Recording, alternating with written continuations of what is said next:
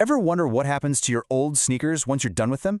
Every single year, we toss out billions of pairs of shoes, and most just end up in a landfill. But today, we're going to look at a pretty incredible machine that's designed to give them a second shot at life. Okay, let's get into it. So yeah, where do they all go? This isn't just a random question.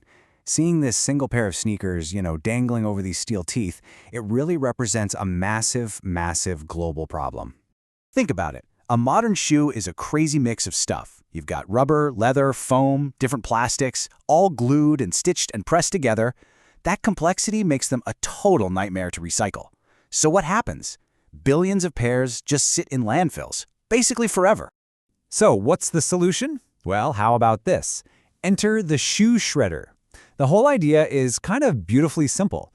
What if you could just unmake a shoe? That's the engineering mindset we're looking at right here. And here it is. This beast is built by a company called Rotec Vietnam, and it is the absolute hero of our story today. You can just tell by looking at it, the solid build, even that safety first sign, that this is a serious professional piece of equipment. Rotec actually builds these things to international standards, and they back them up with full warranties for customers all over the world. This machine was designed to do one thing, and to do it with some serious, brutal efficiency. So what gives it all that power? What's the secret sauce here? Well, it's not really the motor or the big metal case. It's what's deep inside. Let's get a closer look at the heart of this machine. Just look at the engineering here. It's brilliant. These aren't really cutting blades, they're tearing blades. They're like these thick interlocking discs of super hardened steel. They spin with an immense amount of torque, and they're designed specifically to grip and just rip apart anything you throw at them, even those tough rubber soles. All right, and now for the main event. We've seen the problem, we've seen the machine. Now it's time to see that transformation from a whole shoe into something totally different. Okay, don't blink because this happens fast. Seriously, the moment those shoes get dropped in, there's zero hesitation. The machine just grabs them, pulls them down, and that's it. In a matter of seconds, a product that was designed to last for miles is just completely gone.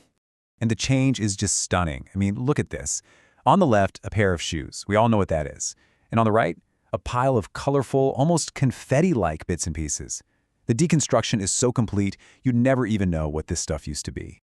Now this is the whole point of all that power. What you're looking at here isn't garbage anymore. It's feedstock. It's a uniform, raw material that's now ready for the next step in a brand new life. That machine has literally unlocked the value that was trapped inside that old pair of shoes. But why is this so critical? I mean, shredding is really just the first step, right? But here's the thing. It's the most important one. It's the step that makes everything else possible. Okay, let's break it down. First, you're taking up way less space in landfills. That's a huge win. Second, you now have this consistent, easy-to-manage material that can be moved around and processed. That, in turn, gets it ready for sorting so you can separate out the different materials for recycling. And what's the bottom line? You are unlocking the hidden value in something we all used to just call trash. And this brings us right back to the creators. Rotec Vietnam's company motto is endless creativity. You can actually see it on their machine. And honestly, it's a perfect slogan for a company that engineered such a clever and powerful solution to a really tough global waste problem. So, this leaves us with a pretty cool question to think about. If a machine can be designed to unmake something as complex as a shoe, what other modern waste problems could we solve with this kind of focused, creative engineering? I'm talking electronics, packaging, you name it. It really makes you wonder, what should we try to shred next?